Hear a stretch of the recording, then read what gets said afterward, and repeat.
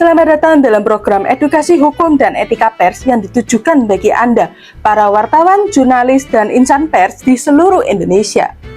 Adapun profesi yang Anda miliki merupakan suatu profesi yang mulia dan tidak hanya sekedar untuk mencari nafkah saja. Mengapa? Karena tentu saja Anda berkontribusi dalam kemajuan peradaban khususnya di Indonesia, negeri kita tercinta. Adapun landasan pers di Indonesia adalah Undang-Undang Nomor 40 Tahun 1999 tentang pers. Kehadiran undang-undang ini lahir dari kesadaran mendalam bahwa kemerdekaan pers merupakan salah satu wujud dari kedaulatan rakyat. Kita harus memahami secara jernih bahwa kemerdekaan dalam mengutarakan pikiran dan juga pendapat yang selaras dengan hati nurani merupakan hak dari masyarakat. Selain itu, masyarakat juga memiliki hak untuk memperoleh informasi sesuai dengan hak asasi manusia yang sangat mendasar dan tidak boleh diganggu-gugat oleh siapapun. Sesuai dengan regulasi yang tercantum dalam Undang-Undang Nomor 40 Tahun 1999 ini, negara memberikan jaminan yang bersifat mutlak bahwa pers nasional harus terbebas dari segala bentuk campur tangan, tekanan, maupun paksaan dari pihak luar. Secara tegas, dalam pasal 4 ayat 2 dinyatakan bahwa terhadap pers nasional sama sekali tidak dikenakan tindakan penyensoran, pemberedelan, ataupun pelarangan penyiaran. Adapun penyensoran di sini mencakup penghapusan secara paksa sebagian atau seluruh materi informasi yang akan diterbitkan. Tindakan teguran bernada ancaman hingga kewajiban untuk melapor kepada pihak berwajib sebelum terjadinya publikasi. Sementara itu, pemberedelan atau pelarangan penyiaran merupakan penghentian penerbitan dan peredaran secara paksa yang melawan hukum. Perlindungan hukum ini tentu saja diberikan agar pers Indonesia dapat menjalankan peran strategisnya secara maksimal dan optimal. Kita harus menyadari bahwa adanya kebebasan yang besar selalu diikuti dengan tanggung jawab yang besar pula.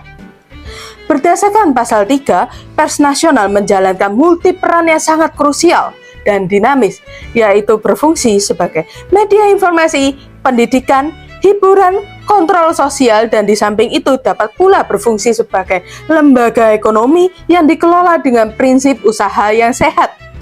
Fungsi kontrol sosial ini tentu saja menuntut pers untuk aktif melakukan pengawasan, kritik, koreksi, dan memberikan saran terhadap hal-hal yang berkaitan erat dengan kepentingan umum, termasuk dalam mencegah terjadinya penyalahgunaan wewenang kekuasaan di jajaran pemerintah maupun swasta. Namun, kebebasan ini tidak berarti bahwa pers ini bisa bergerak tanpa adanya batasan atau dalam artian bertindak sewenang-wenang di ranah publik. Undang-undang pers secara ketat meletakkan kewajiban umum yang wajib dipatuhi oleh setiap institusi pers. Pasal 5 ayat 1 menegaskan bahwa pers nasional berkewajiban memberikan peristiwa dan opini dengan senantiasa menghormati norma-norma agama, menjaga rasa kesusilaan masyarakat, serta wajib menjunjung tinggi asas praduga tak bersalah. Dalam tataran praktis, asas praduga tak bersalah mengamanatkan bahwa pers nasional dalam menyiarkan informasi sama sekali tidak boleh menghakimi atau membuat kesimpulan sendiri mengenai kesalahan seseorang. Terlebih lagi untuk kasus-kasus hukum yang saat ini masih berada dalam proses peradilan. Kita harus mampu memberikan ruang adil dan mengakomodasikan kepentingan semua pihak yang terkait dalam pemberitaan tersebut, sehingga informasi yang sampai ke masyarakat merupakan informasi yang seimbang, objektif, dan tidak menimbulkan pembunuhan karakter. Adapun Undang-Undang Pers juga menyediakan instrumen hukum yang disebut dengan hak jawab dan hak koreksi.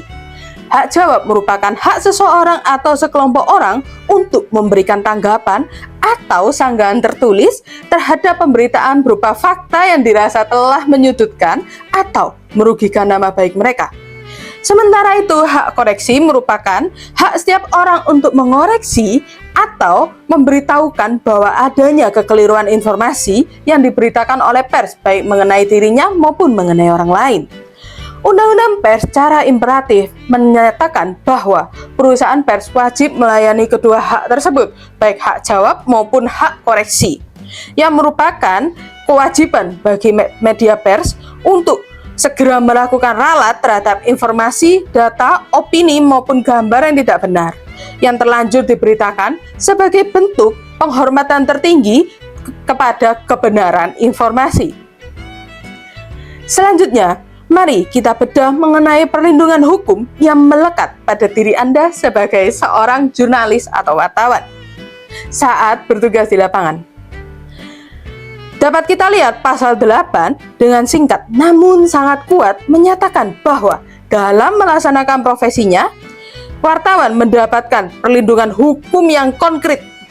Perlindungan ini merupakan sebuah jaminan dari pemerintah dan masyarakat agar wartawan ini aman dengan tidak dikriminalisasi, tidak diintimidasi, maupun tidak dianiaya saat menjalankan fungsi jurnalistiknya yang sah sesuai dengan peraturan perundang-undangan yang berlaku. Adapun bentuk perlindungan hukum yang paling sesuai untuk wartawan adalah hak tolak. Apa itu hak tolak? Hak tolak merupakan hak wartawan yang karena profesinya memiliki hak untuk menolak mengungkapkan nama, identitas, ataupun keberadaan dari sumber berita yang harus dirahasiakannya. Tujuan utamanya ya tentu saja untuk melindungi keamanan dan keselamatan sumber informasi yang telah membantu pers untuk membongkar suatu kebenaran. Hak ini dapat Anda gunakan sepenuhnya jika Anda diminta keterangan oleh pejabat penyidik maupun saat Anda diminta menjadi saksi di pengadilan.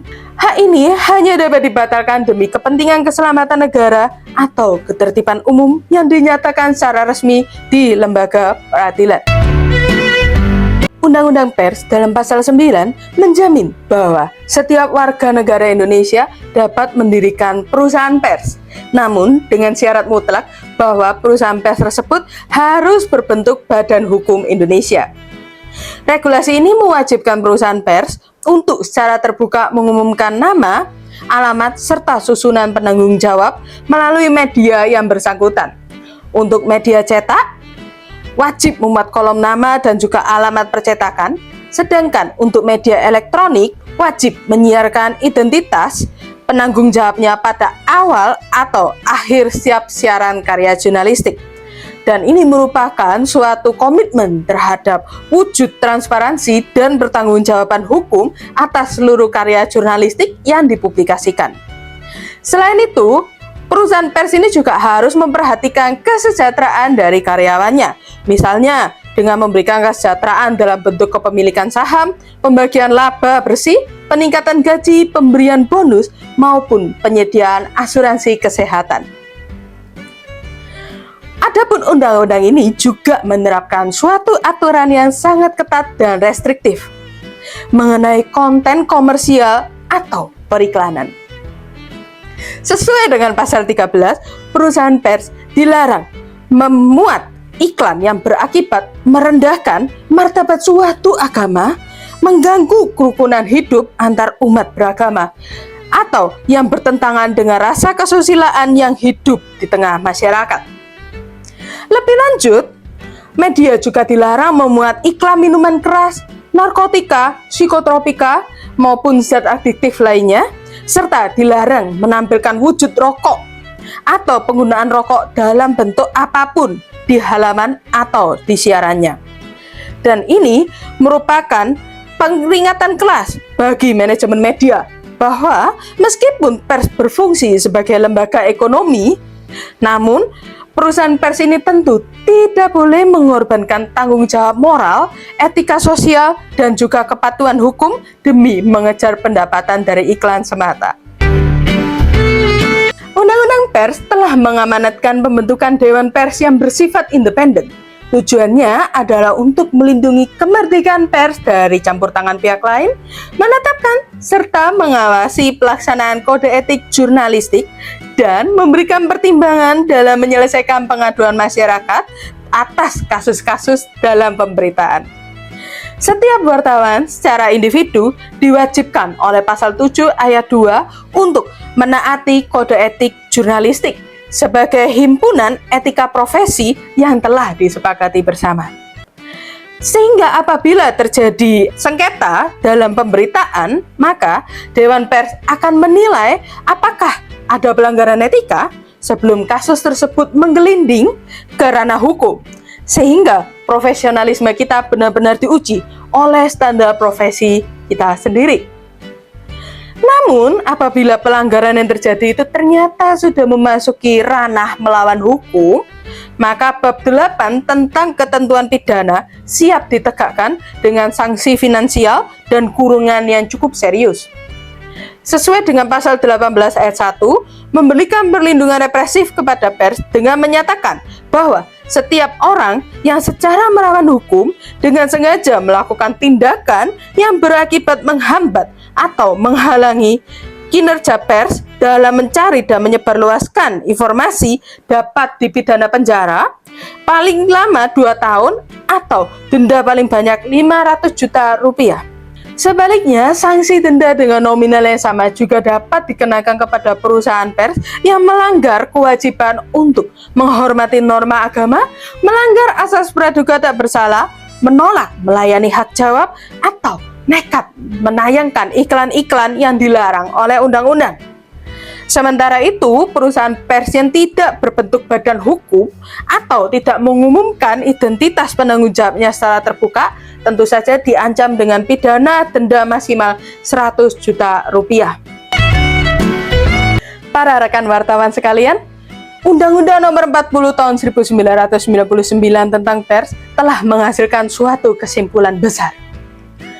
Adapun kemerdekaan pers bukanlah merupakan suatu kebebasan biasa, namun merupakan suatu kebebasan yang berdiri di atas tanggung jawab moral, etika, dan juga profesi.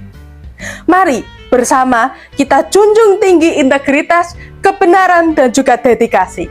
Dan bersama kita majukan pers di Indonesia sebagai suatu pers yang sesuai dengan keberadaan undang-undang dan juga kode etik jurnalistik.